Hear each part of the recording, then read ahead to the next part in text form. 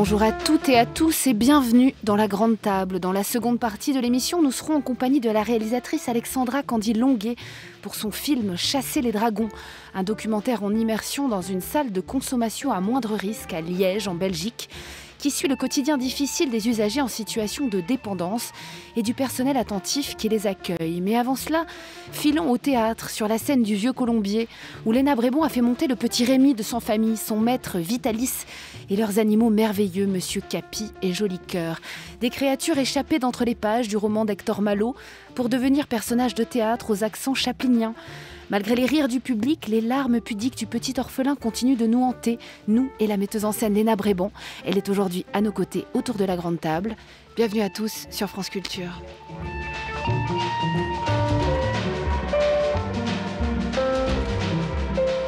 La Grande Table. Maëlys Bessery. Bonjour Léna Brébon. Bonjour. Vous avez d'abord accepté de nous lire quelques extraits du texte d'Hector Malot, de Sans famille, alors on vous écoute. Voilà le texte original. Tandis que Barberin se plaçait à une table avec le maître du café qu'il avait engagé à entrer, j'allais m'asseoir près de la cheminée et regarder autour de moi. Dans le coin opposé à celui que j'occupais, se trouvait un grand vieillard à barbe blanche qui portait un costume bizarre et tel que je n'en avais jamais vu. Sur ses cheveux, qui tombait en longues mèches sur ses épaules, était posé un haut chapeau de feutre gris orné de plumes vertes et rouges. Une peau de mouton dont la laine était en dedans le serrait à la taille. Cette peau n'avait pas de manches et par 2 trous ouverts aux épaules sortaient les bras vêtus d'une étoffe de velours qui autrefois avait dû être bleue. Il se tenait allongé sur sa chaise, le menton appuyé dans sa main droite, son coude reposé sur son genou ployé. Jamais je n'avais vu une personne vivante dans une attitude si calme. Il ressemblait à l'un des saints en bois de notre église.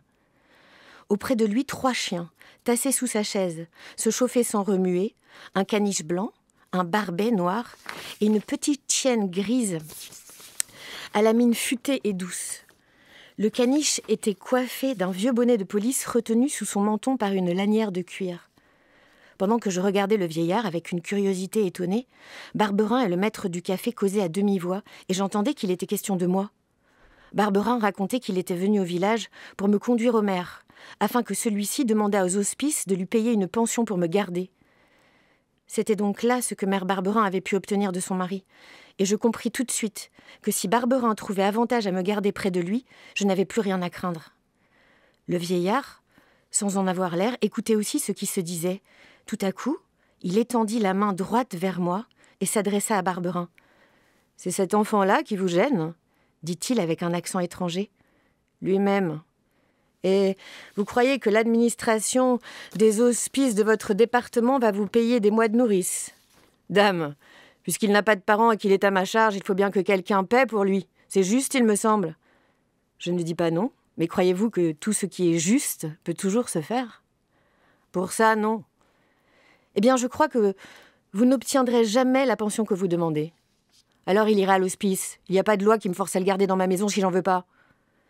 Vous avez consenti autrefois à le recevoir. C'était prendre l'engagement de le garder.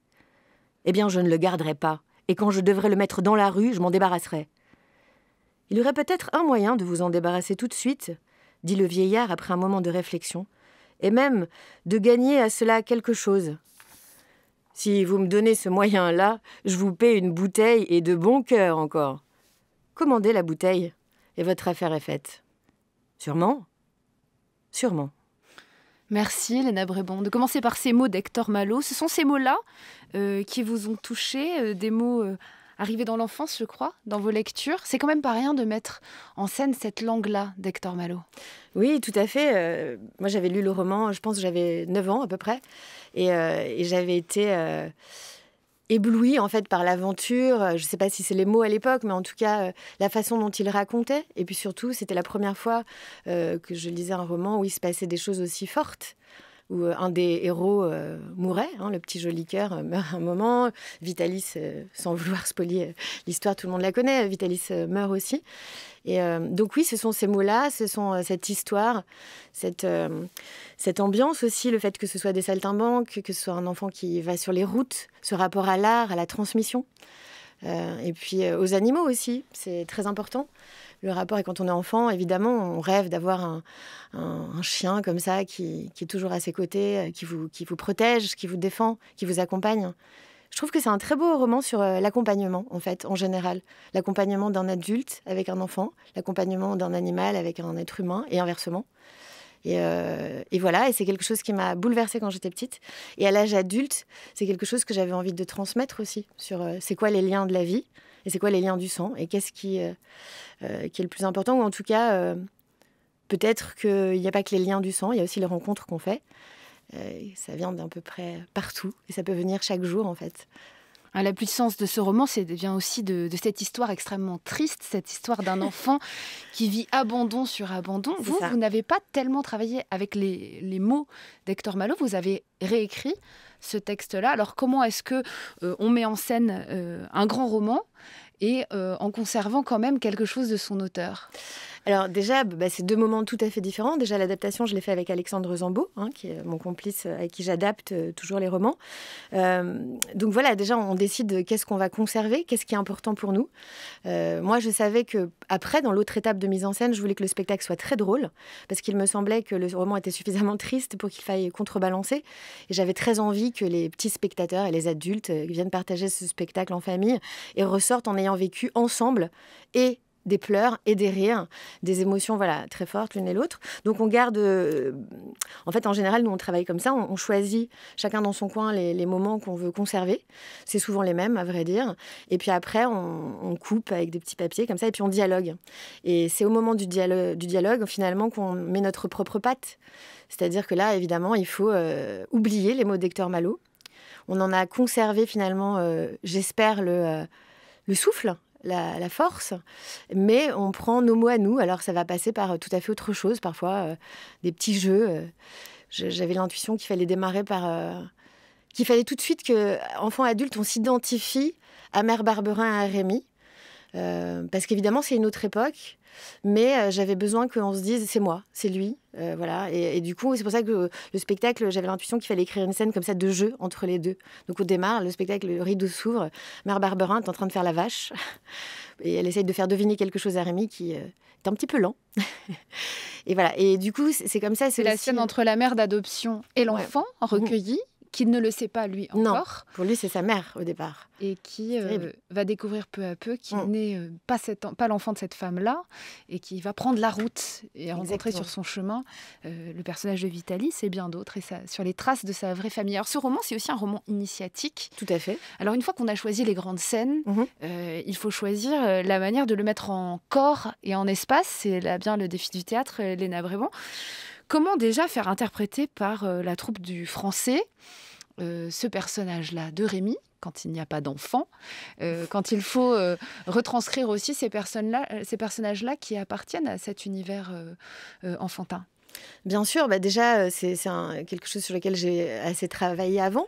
C'est-à-dire que pour moi, évidemment, on pourrait prendre un enfant pour jouer, mais pour moi, le théâtre, il ne se situe pas là. Quand on est Lady Macbeth, on n'est pas Lady Macbeth en vrai. Donc quand on est Rémi, on n'est pas Rémi. Et du coup, ça rend possible de prendre une actrice, ici, Véronique Vella, qui est évidemment que j'adore, et qui peut s'emparer de Rémi comme elle s'emparerait d'un autre rôle. Du coup, c'est travailler sur l'enfance, mais en fait, on a tous une enfance en nous. Enfin, je sais qu'on a tous, on se rappelle tous des vibrations de l'enfance. Après, il y a des acteurs qui sont plus proches de ça que d'autres, mais finalement, c'est une question d'énergie. Donc, ce qu'il me fallait, c'était une actrice avec la vivacité. Enfin, en fait, j'avais choisi d'ailleurs de prendre une actrice. Je voulais pas un garçon, je voulais une fille, parce que pour la première fois, comme c'est un roman évidemment qui est d'époque, qui n'est pas contemporain, il fait pas la part belle aux femmes. Les femmes sont les mères. Et moi jusque-là, j'avais travaillé des autrices contemporaines parce qu'elles font la part belle aux femmes. Donc je voulais que sur le plateau, il y ait une énergie féminine quand même. Donc je voulais que ce soit une femme. C'est une convention aussi de prendre une femme pour jouer un enfant. Et voilà. Et du coup, c'était une question d'énergie. Du coup, comment on fait ? On travaille sur l'enfance de chacun. C'est vrai pour celui qui fait Arthur, qui est plus du tout enfant non plus. Voilà. Et je trouve ça beau. En fait, moi, ce que j'ai trouvé beau, c'est de les voir petit à petit retrouver leur part d'enfance. Alors, est-ce que c'est la même chose finalement pour Macbeth ou pour Rémi? Parce que ce qui est très inquiétant dans l'histoire de Rémi, quand on est lecteur, c'est qu'à chaque nouvelle étape, on se dit il va mourir, il va se faire manger, il va se faire absorber, il va se faire battre, il va mourir de froid. Comment retranscrire ces mêmes sensations de danger à l'égard d'un adulte? Léna Bréban. Et bien justement, je pense que Là, pour le coup, c'est vraiment la question de la mise en scène aussi, et puis du jeu. C'est se remettre... Enfin, je sais pas, moi, quand je mets en scène, en tout cas, des spectacles tout public, comme ça, je me remets à l'endroit de moi mes grandes peurs d'enfance. Ou mes grandes joies d'enfance. Et là, la difficulté, c'était pas tant ça que la pérégrination et puis les multiples aventures dans des lieux multiples. Donc il fallait pouvoir trouver un système scénographique qui permettait le voyage, qui permettait le périple. Et donc c'est là où on a réfléchi avec Emmanuel Roy, qui est ma scénographe, et on a trouvé ce système de tournette. Alors la tournette, il faut expliquer, c'est une sorte de plateau circulaire. On retrouve un peu l'idée de la piste. C'est comme un tapis de course quand on court, sauf que ça n'arrête pas, c'est en rond. Et donc ça nous permet de faire comme si le personnage voyageait. Et puis si je change la lumière ou si je fais tomber de la neige, on a l'impression qu'il passe sous la neige. Que les personnages défilent, en tout cas que les décors défilent. Les décors défilent, ça permettait aussi, c'est ça, de faire passer de la ville à la campagne.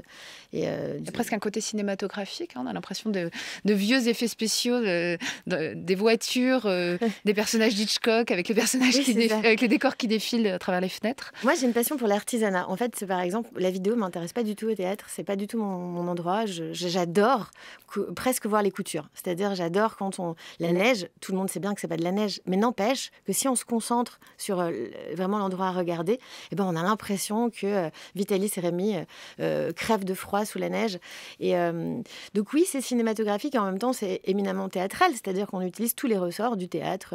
On dit, par exemple, moi j'adore quand ils disent « Oh, il y a du sang par terre !» Et en fait, il n'y a pas du tout de sang par terre, mais juste parce que ces deux acteurs merveilleux, ils le disent, tout le monde les croit. C'est juste le théâtre, en fait. Et voilà. On va écouter un extrait du spectacle. Ça se situe au moment du retour du père Barberin. Bonne nuit, maman.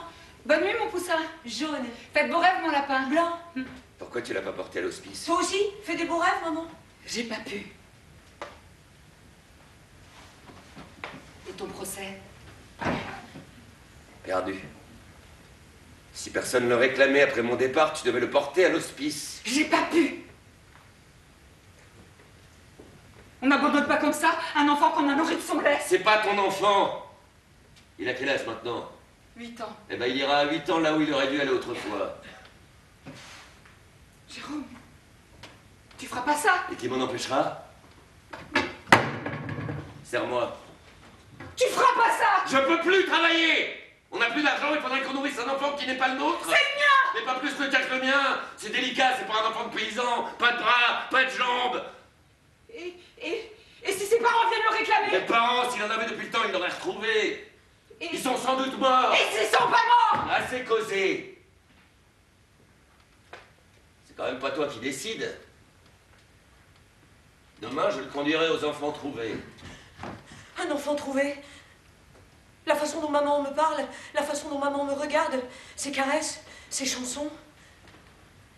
Quand je pleure, maman me serre doucement dans ses bras et mes larmes s'arrêtent de couler. Quand il neige, en décembre, elle me prend les pieds entre ses mains et me les réchauffe. Quand un orage me surprend, elle accourt au-devant de moi pour m'abriter sous son jupon de laine. Jamais je ne me couche dans mon lit sans que maman vienne m'embrasser.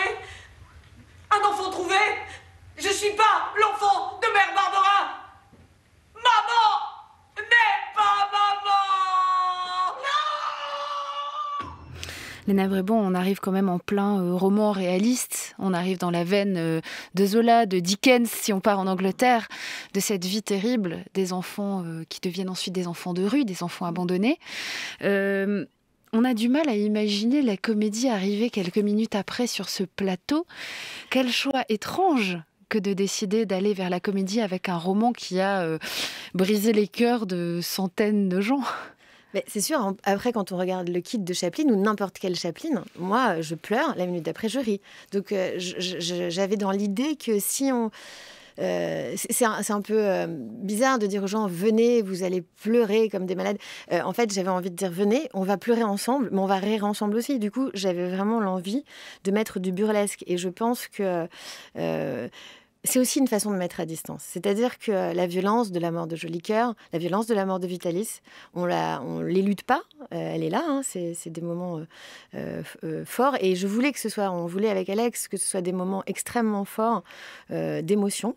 Mais en contrebalançant, j'avais tout de suite, c'était presque mathématique. Je voulais qu'il y ait une scène drôle, forcément pour respirer, quoi.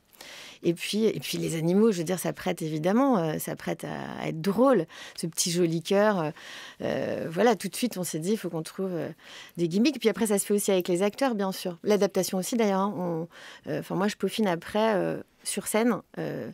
Comment dire, on peaufine en fonction aussi de l'acteur, de ce qu'on se raconte. Je pense à ça parce que mon petit poussin jaune, mon petit lapin blanc, c'est et d'une part un ami qui m'avait raconté ça, qui disait à sa mère avant de s'endormir, et Véronique aussi. Donc c'est des choses, il y a de l'intime là-dedans.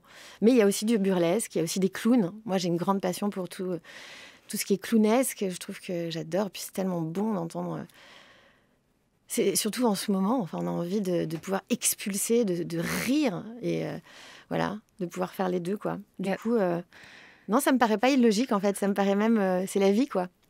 Alors, à travers ce chemin initiatique de Rémi, on va effectivement découvrir le maître, Vitalis, le père adoptif, celui qui loue l'enfant au départ, mais qui l'arrache aussi à ce père difficile et qui va l'élever dans les deux sens du terme. Et puis, il y a ces animaux qui n'en sont pas tout à fait. Vous faites un choix singulier. C'est de faire interpréter le chien Capi par un comédien muet. Dans le spectacle. Ah non, il dit ben oui. Il dit ben oui à la fin. Il dit ben oui. Et le singe par une marionnette, Jolicoeur. Alors pourquoi ce choix, Léna, vraiment? Déjà, comme je vous disais tout à l'heure, moi, j'ai pas eu de chien quand j'étais petite et j'ai toujours eu cette impression. J'étais très fan. Je sais pas, tout le monde a vu ça, Belle et Sébastien quand on est petit. Et toute cette impression où le chien était comme je sais pas, le grand protecteur finalement de l'enfant. Pour moi, je voyais ça comme ça.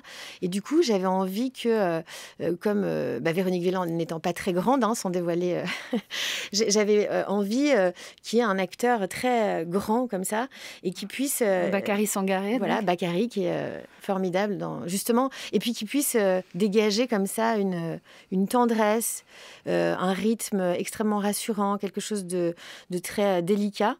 Et je trouve qu'il a tout ça. C'est-à-dire, pour moi, les rôles muets sont les plus beaux rôles. C'est-à-dire, moi, j'ai toujours été passionnée. Par exemple, dans Mère Courage, je trouve que le rôle de la fille, c'est génial. Moi, je suis actrice aussi. J'ai joué dans Au but, la fille de Dominique Valadier. Voilà, et j'avais 3 phrases. Et j'ai trouvé ça absolument formidable. C'est un autre travail. Hein, et c'est du coup totalement au présent, puisqu'on n'a pas l'inquiétude du texte. Et on est totalement au présent.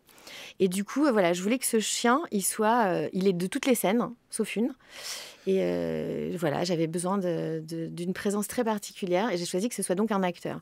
Pour la marionnette, j'avais besoin que le singe soit petit parce que ce qui nous plaît quand on est enfant, évidemment, c'est le côté miniature de ces singes, de ces êtres humains miniatures finalement. Et donc voilà, par contre là, un acteur de 50 cm, c'est plus compliqué. Du coup, du coup, j'ai choisi que ce soit 2 endroits totalement différents. Et puis, je trouve ça... le singe est moins là. C'est très compliqué, la manipulation. Hein. Ça demande des choses scénographiques très complexes. Il faut cacher le manipulateur ou alors ne pas le cacher. D'ailleurs, plusieurs de vos comédiens jouent plusieurs rôles à la fois. Il y a quand même un jeu assez complexe d'une ronde entre les comédiens. On se demande d'ailleurs comment tout ça peut s'organiser. Certains jouent 3-4 rôles. Je pense qu'il y a un autre spectacle, c'est le spectacle qui se passe derrière. Parce que je pense à Antoine Prudhomme de la Boussinière qui change 6 fois de rôle, je crois. Et donc, c'est-à-dire qu'il change 6 fois de costume en quelques minutes. Il y a quelque chose comme ça de l'ordre du ballet derrière avec les habilleuses, les régisseuses, les régisseurs. Enfin voilà, c'est À travers cette ronde, justement, à la fois des comédiens, des corps, du spectacle qui tourne et de la musique, on se demande s'il n'y a pas aussi cette référence au dessin animé sans famille, dont vous êtes aussi probablement la spectatrice contemporaine. Je vous propose d'en écouter un extrait. C'est vrai qu'elles sont belles, les montagnes et les vallées de France. Sans famille, l'histoire que vous allez voir s'est déroulée en France il y a de cela un siècle.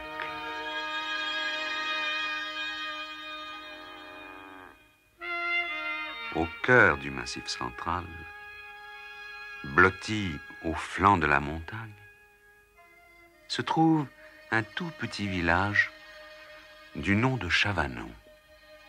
C'était au premier jour de l'automne.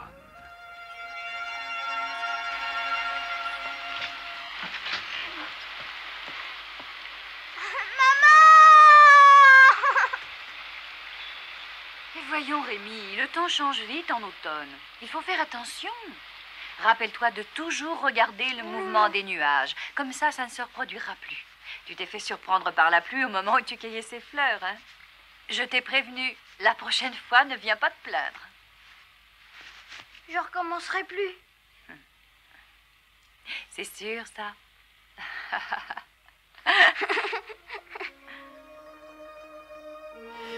Léna Bréban, quelle part a eu ce dessin animé justement dans la décision de mettre en scène Sans famille et dans l'imaginaire que vous avez peut-être autour de Rémi, pas seulement le roman mais plutôt un univers, en tout cas c'est ça que vous posez sur scène.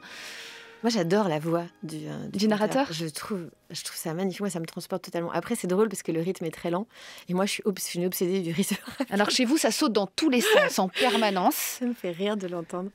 Mais pour vous dire, en fait, il y a une ou deux petites références, pas que à ce dessin animé-là, mais par exemple à Miyazaki, tout ça. Par exemple, je mets du vent dans le son. Hein, c'est Victor Belin et Raphaël Auclair qui ont fait toute la partition sonore et la musique. Je leur ai demandé de mettre du vent pour les retrouvailles des mamans parce que je sais pas, dans les grands films de dessins animés d'animation japonaise, comme ça souvent il y a du vent dans les moments d'émotion et je trouvais que c'était ma petite référence. Ça me touchait qu'il y ait quand même un petit rappel de tout ça. Oui, c'est ma génération, c'est mon univers, c'est ma façon de fabriquer, tout à fait. En tout cas, je me rappelle. Et puis j'en ai revu du coup avant de faire l'adaptation, évidemment. Qu'est-ce que vous avez gardé du dessin animé dans l'imaginaire ? La voix du conteur indéniable, qui est pour moi la voix de Vitalis en fait. Oui. Hein, et puis peut-être. C'est la voix que l'enfant a gardée peut-être au fond de lui, une espèce de voix intérieure qui est celle de son maître. Ouais. De la personne qui l'a tellement aimé et que lui-même a tellement aimé. Ouais, tout à fait. C'est ça, la voix, c'est hyper important, la voix des gens. Et la voix des gens qu'on aime. Et du coup, je trouve ça très beau, cette voix dans ce dessin animé. Donc ça, vraiment la voix, à chaque fois que je l'entends, ça me fait un truc. Je trouve ça très beau. Dans cet univers-là, on a lu dans plusieurs interviews que vous vous êtes intéressé, vous avez été très inspiré par aussi Le Magicien d'Oz. Alors c'est aussi l'idée d'un univers ou de transformer le roman en une sorte de paysage. Alors là, c'est effectivement le milieu rural, comme ça, qui s'installe, le froid, les éléments, avec cette nature un peu dangereuse. Mmh. On est justement encore très proche d'une nature presque romantique. Léna Bréban. Oui, complètement. De toute façon, c'est une grande œuvre romantique. Enfin, je veux dire, il y avait par exemple, moi, j'avais envie de faire entre guillemets mon classique, c'est-à-dire que Bellorini avait fait Les Misérables de façon magnifique. Enfin, moi, j'ai adoré son spectacle et je me suis dit voilà, c'est fait. J'aurais adoré faire Les Misérables et du coup, Sans famille, c'était aussi ma façon de faire un hommage à cette littérature, à ces grands sentiments, à cette nature, à ces grandes peurs, qui sont pas forcément des choses qu'on retrouve tout à fait dans l'écriture contemporaine. On va y trouver d'autres choses qui m'intéressent. Mais là, oui, il y a ce rapport extrêmement puissant à la nature. Et puis, d'une certaine manière, ça nous recentre, quoi, puisque il y a encore des gens qui meurent de froid. Hein. Donc voilà, d'y réfléchir, c'est intéressant. Enfin, de se replonger dedans et de voir Moi, j'en reviens toujours pas, en fait. Ces gens qui faisaient leur tournée à pied, de ville en ville. C'est dingue quand on y pense. C'est d'ailleurs une des grandes dimensions du roman, sa dimension sociale. C'est raconter le destin de ses enfants, mais aussi de ces artistes de rue. Cette dimension sociale-là, est-ce qu'à travers une veine un peu comique, on arrive malgré tout à la traiter ? Léna Bréban. Oui, je pense que ça passe par d'autres choses. Hein. Je pense pas qu'on soit obligé d'être frontal toujours pour raconter les choses. Je pense qu'on peut tout à fait... je pense que par exemple, faire arriver un flic en pleine représentation de façon totalement burlesque, ça raconte quand même la façon dont sont été traités, et peut-être sont toujours traités parfois, les saltimbanques, ou en tout cas étaient traités à l'époque, qui étaient l'équivalent des rebuts un peu de la société. Du coup, oui, je pense que c'est une façon de les voir... Oui, c'est une façon de raconter non frontalement, mais ça n'empêche pas de réfléchir. En fait, il y a quelque chose qui est important pour moi, et qui est vraiment important dans mon travail. Je ne crois pas que le rire soit l'ennemi de l'intelligence ni de l'émotion. Et je pense même que le rire permet souvent de parler des choses, de réfléchir aux choses, sans être donneur de leçons, sans braquer, etc. Et qui n'empêche pas l'émotion. Donc oui, non, je pense que ça n'empêche pas de raconter la dureté de la vie de ces saltimbanques. Moi, à chaque fois que Thierry Ancis dit il n'y a pas de... Oui, on ne peut pas s'abriter. Il y a une lumière, oui, mais non, on ne peut pas s'abriter. Personne ne nous ouvrira la porte. Il n'y a pas de place pour les gens comme nous. Ben moi, tous les soirs, quand il dit ça, ça me donne envie de pleurer parce que je trouve ça hyper beau. C'est vrai qu'à l'époque, sans doute, personne n'aurait ouvert la porte. Et voilà, et puis ça n'empêche pas que la scène d'après, on se marre et que... Vous parliez de votre obsession justement du rythme, oui. Lina Brévent. C'est un vaste roman, assez long et chargé en description. Ça devient un spectacle d'1h30, assez rapide. On passe d'une chose à l'autre, où les pirouettes permettent de changer de costume, de faire arriver un bateau. Voilà. Comment est-ce que vous avez j'ai réussi justement à monter cette construction-là en n'ayant pas le sentiment de sacrifier justement la partie anglaise, par exemple, du roman, tous ces raccourcis nécessaires à la durée d'un spectacle. Vous auriez pu aussi faire un spectacle beaucoup plus long, avec entr'acte. Ouais, c'est vrai, on aurait pu faire un spectacle beaucoup plus long. Après, je pense aussi que... Moi, c'est un spectacle tout public, donc j'ai envie... Mais il y a beaucoup d'enfants quand même dans la salle aussi. Énormément d'enfants, c'est tout public, donc on vient en famille, quoi. Et du coup, notre option, c'est que les enfants aient envie de revenir en sortant de mes spectacles. Leur première idée, c'est soit de se dire, c'est génial le théâtre, j'ai trop envie d'y retourner. Voilà, donc il me semblait que 1h40 de spectacle, c'était pas mal pour une première digestion peut-être d'un spectacle. Et puis voilà, et puis de toute façon, oui, c'est des sacrifices. Hein. Il y a des scènes que j'aurais adoré mettre dedans, et puis que finalement on se dit, bah là... non, ça ralentit le récit, ou là, ça nous amène ailleurs. On est obligé de sacrifier des bouts, ça c'est sûr. Nous aussi, on va être obligé de sacrifier. Merci beaucoup. Merci Lina Brévent d'avoir assisté à la première partie de cette émission préparée par Marie-Ozana Chauvin. Votre spectacle Sans famille sera à nouveau joué par la troupe de la Comédie Française au Théâtre du Vieux-Colombier à partir du 2 janvier. Vous mettez également en scène Comme il vous plaira de Shakespeare, qui sera créé en janvier à la Pépinière Théâtre. Exactement.